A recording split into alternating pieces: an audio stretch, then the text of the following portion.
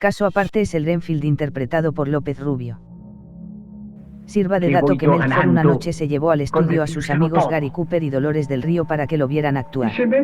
Las dos estrellas fliparon al punto de tributar un aplauso al madrileño. Y cuando me porto bien... Es cierto que en las escenas de Transilvania le pierde su vis cómica, resultando más convincente su equivalente Dwight Fry en la versión Yo diurna. le suplico, permanezca aquí esta noche. No obstante, una vez vampirizado, el español da rienda suelta a un histrionismo perfectamente en sintonía con el personaje, cuajando así la que tal vez sea la mejor interpretación de ambas películas. Como curiosidad, el corte en el dedo durante la escena del castillo se lo hizo de verdad. Eso es empatizar con el personaje y no lo de Robert De Niro en Taxi Driver. Y por supuesto, Villarías. Ya hemos señalado las razones que llevaron a Cowner a seleccionarlo para el papel, lo que no desmerece en absoluto su calidad interpretativa. Pero no se habla de si es o no mejor actor que Bela Lugosi, sino si es mejor Drácula que el húngaro. Y naturalmente la respuesta solo puede ser no. Únicamente hay un aspecto en el que el cordobés va claramente por delante, su estilo al levantar la capa y envolver con ella a sus víctimas. El resto de las cosas no hay color entre el carisma de un Lugosi que aún hoy asusta con una mirada que es fuego y hielo a la vez y que no precisa de más armas para turbar que su impavidez, y un Villarías al que le sobra todo para suscitar miedo, sonrisas, gestos, palabras, dientes, manos. Aquí. En ocasiones resulta difícil no ver en él a un personaje de Ibáñez o Vázquez, pero de carne y hueso. Quizás consciente del escaso poder atemorizador de su vampiro, con frecuencia Melchor opta por plasmar el terror en las expresiones de quienes tiene delante, es el caso de los marineros del Elsi o las enfermeras de la mansión. Otro aspecto en el que Lugosi gana de calle son los modales. Y es que el casticismo zarzuelero que rezuma Villarías no resiste comparación con las exquisitas maneras de dandy del transilvano, aunque eso siempre que tomemos de referencia el Drácula al que estamos acostumbrados, que no es otro, como ya se ha dejado dicho, que el de la obra teatral, base de la versión inglesa. El profesor Van Hel. Habida cuenta que la hispanoparlante toma como referencia fundamental la novela, cuyo protagonista es básicamente un quiero y no puedo de gentleman desbordado por su romanticismo, la responsabilidad del andaluz es, en este sentido, limitada. Una cosa es clara, Villarías difícilmente hubiera formado parte del elenco de Downton Abbey, ni como mayordomo ni por supuesto como milord. Aunque quizás sí como fantasma. Una última ventaja para Lugosi, su acento. Pese a sus años de estancia en Estados Unidos y su trabajo en Broadway, el transilvano no acababa de dominar la lengua de Shakespeare, por lo que se decía que su inglés resultaba un poco alienígena. Cuanto mejor para encarnar a un personaje que, al fin y al cabo, no era de este mundo. Todo era una trampa. Frente a eso, el habla de Viniste Villarías, aquí como amigo. a caballo entre la Pero de lo único Sancho que Gracia querías y la era de Miguel traicionarme. Reyán, resulta tan terrenal como la del vividor pues no Julián sé. en 800 balas Me o la habré del desdoblado. borracho Carmelo en Amanece, Será que una no de es esas poco. cosas que hacemos los borrachos sin darnos cuenta. ¿Cuántos se En atravesaron en mi definitiva, camino? el reino de Villarías Lo es de este pagaron mundo. con sus vidas. Qué duda cabe que sin la comparación con Lugosi el trabajo del cordobés habría sido juzgado de forma más indulgente. Quién sabe si, de no haber existido la cinta de Browning, la actuación de Villarías hubiese sido el molde para futuras representaciones del vampiro, de modo que al pensar en Drácula inevitablemente nos viniera a la mente el rostro de nuestro compatriota.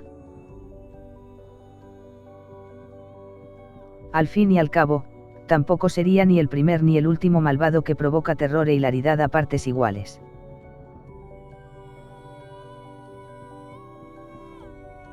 Sin embargo, las circunstancias han querido que la comparación no sea entre actores, sino más bien entre un actor y el propio Drácula en persona.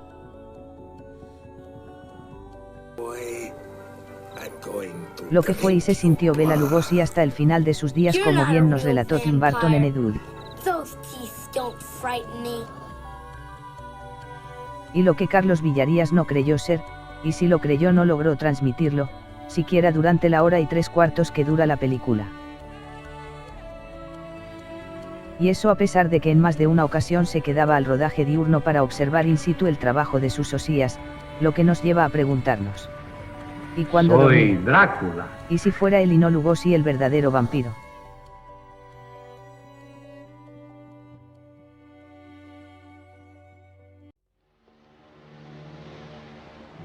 Concluyamos el comparado de las dos películas con algunos detalles más que las distinguen.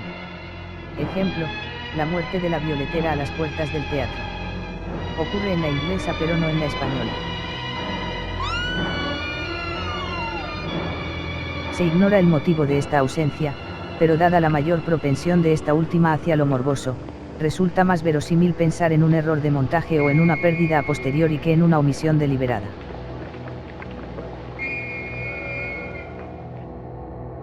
El uso del humo es casi recurrente en la versión española. Más y mejor empleado que en la anglosajona. Los créditos iniciales son otra señal de distancia entre ambas versiones. Los hispanos, barrocos, como de cuadro de postrimerías de Valdés Leal. Los anglosajones, puro art deco. Crudeza frente a sofisticación ya desde el mismo título. En cuanto a la banda sonora, las dos versiones emplean idénticas piezas clásicas: El lago de los cisnes de Tchaikovsky en los créditos iniciales, los maestros cantores de Nuremberg de Wagner en la escena de la ópera y los primeros acordes de la sinfonía inacabada de Schubert en diversos momentos. En la cinta hispana no hay más música que los temas mencionados.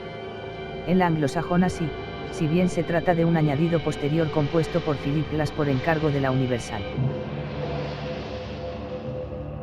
En los albores del cine hablado todavía no existía el concepto de banda sonora, no en vano algo prohibitivo amén de dificultoso. Ya era complicado encajar imagen con voz como para encima cuadrar la música, de ahí que en su momento ambas películas no tuvieran otra melodía que el silencio durante la mayoría de su metraje. En este sentido, la versión hispana recrea lo que significaba ver cine entonces, si bien no se explica el que no se haya añadido también a esta la partitura de Glass. Cuestión de derechos, cabe imaginar.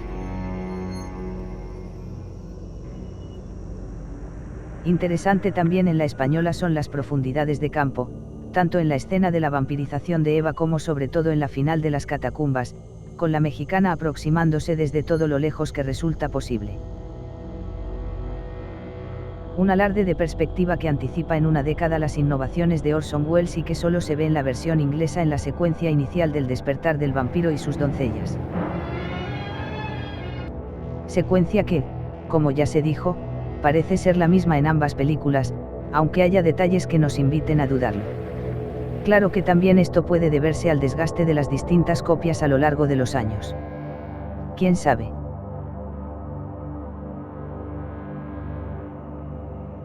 En cualquier caso, es razonable pensar que sea la misma toma para ambas películas, pues si hay algo claro es que la versión hispana intenta hacerlo todo de manera distinta a su hermana diurna.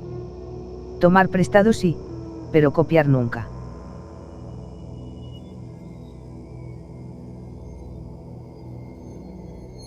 Como señala Javier Servín, archivero de películas de Paramount y autor del blog A Story of Two Dráculas, el anhelo del director y de Cowner de mejorar y a la vez distinguirse de la versión inglesa rozaba lo obsesivo.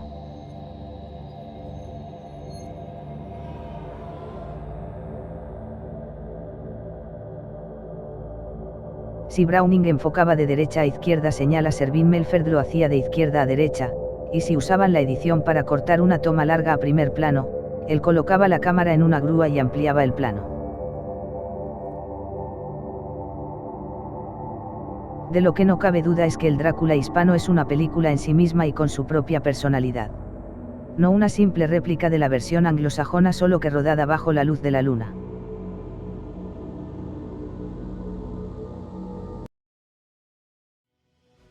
El Drácula hispano se estrenó en enero de 1931. La versión en inglés tardó un mes y medio más en llegar a las salas. Lugosi acudió a la gala de la cinta hispana y felicitó a Villarías, refiriéndose a la película como algo hermoso, grandioso, espléndido. Entre bomberos no se pisan la manguera, y por lo que se ve entre vampiros tampoco. La cinta llegó a España un 20 de marzo de 1931, a escasamente 25 días de la proclamación de la República. Demasiada efervescencia política para pensar en cine.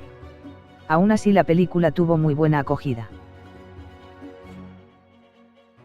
Un éxito tanto más meritorio cuanto la obra de Stoker no se traduce al castellano hasta 1935, lo que quiere decir que al estreno muy pocos sabían del personaje y que por tanto la expectación o no existía o era escasa. En Estados Unidos la película compartía cartelera con su hermana angloparlante. En líneas generales la crítica norteamericana valoró mejor la cinta de Melford que la de Browning, resaltando la frescura de la primera frente al quietismo de la segunda, fruto de su excesivo sometimiento al texto teatral.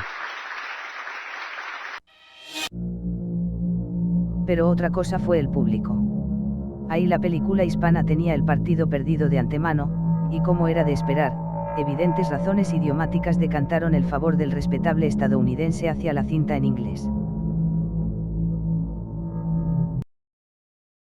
Un éxito al que, 6 meses después, siguió el del Frankenstein protagonizado por Boris Karloff.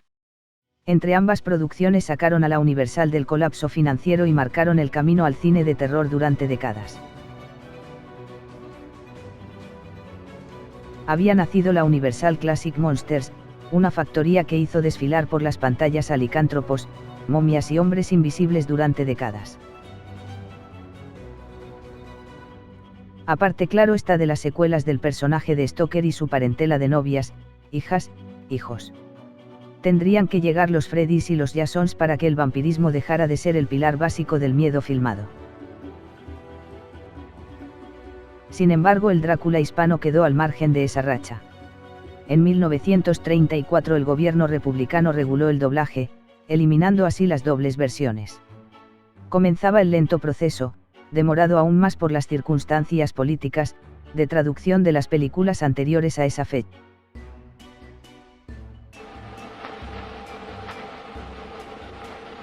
Tan lento que el Drácula angloparlante no llegó a las pantallas españolas, debidamente doblado, hasta 1965. Yo soy Drácula.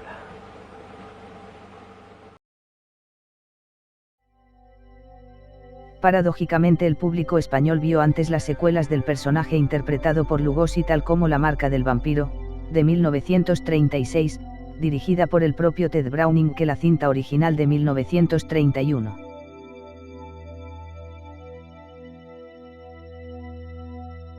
Por su parte la versión hispana fue sucumbiendo ante la llegada masiva de producciones estadounidenses o británicas similares pero con muchos más medios. La guerra y la posguerra le dieron el remate, y la película acabó convertida en una rara avis en medio de una filmografía, la española, entregada de lleno al folclorismo y a la epopeya castiza.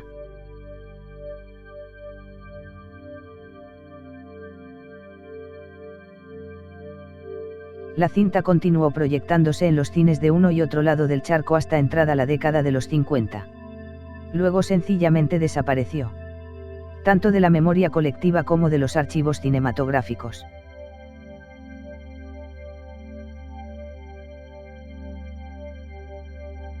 Entretanto los creadores y los protagonistas de la película continuaban sus carreras más o menos prolíficas pero que en todos los casos quedaron a años luz del estrellato. George Melford daría 4 películas más, todas ellas olvidables.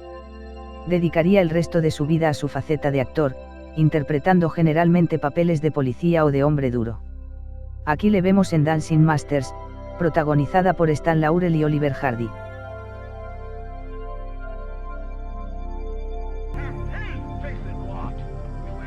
Una de las últimas veces que se le vio fue en la escena del becerro de oro de los 10 mandamientos de Cecil B. DeMille. No hemos logrado identificarle en la pantalla, pero todo parece indicar que será uno de los 2 barbudos que flanquean a Edward G. Robinson.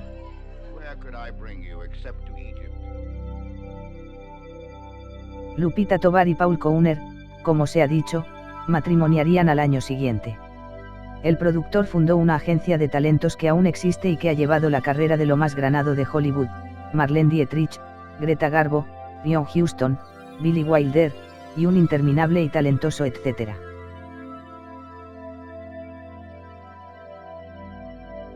La actriz por su parte volvió a México, donde siguió haciendo cine hasta comienzos de los 40, cuando lo dejó todo para ejercer de esposa y madre.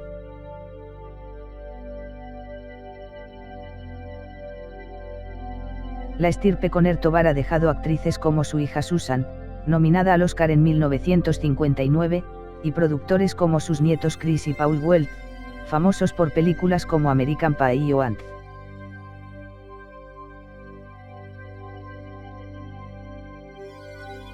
De todo el reparto, Eduardo Arozamena fue quien llegó más alto. El suyo se convertiría en un rostro habitual en el cine mexicano de los 30 y los 40.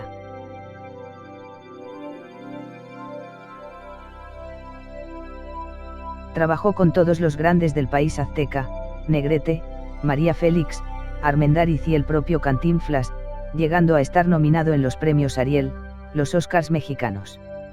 Tuvo 6 hijos y hasta un mote, el nanche, un fruto pulposo algo menor que una aceituna, por el que muchos todavía le recuerdan.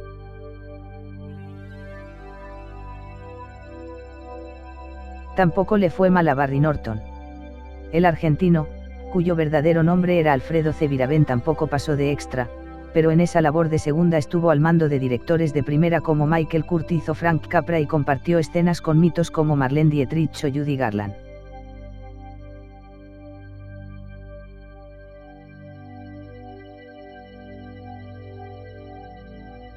Ni a Carmen Guerrero. Como Arozamena tuvo una fecunda carrera en el cine mexicano de los años 30 y comienzos de los 40, luciendo como protagonista en más de una ocasión.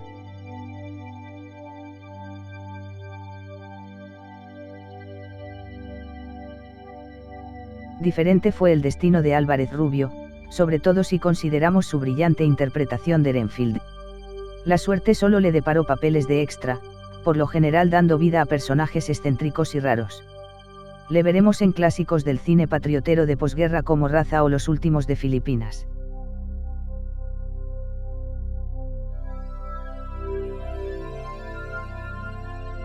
Y Villarías, la trayectoria posterior del cordobés fue similar a la de sus compañeros de reparto, muchas películas, casi 90, y escaso protagonismo.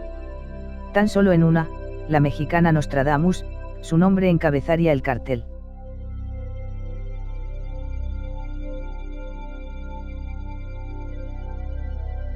A diferencia de los demás, y una vez más merced a su buen inglés, desarrolló su carrera tanto en países hispanos como en Estados Unidos, participando en clásicos como Si no amaneciera y rodando junto a leyendas como Bing Crosby, Olivia de Havilland, Paulette Goddard o Charles Boyer.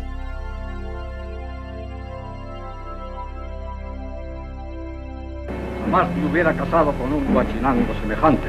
Aquí le vemos en la también mexicana La vida privada de Marco Antonio y Cleopatra, de 1947. Vuelva a decir que es el que viste de Román. Aquí dio muy mal resultado. ¿Se da cuenta, profesor? Fallecerá en Los Ángeles el 27 de abril de 1976. Su muerte pasaría desapercibida para la prensa española.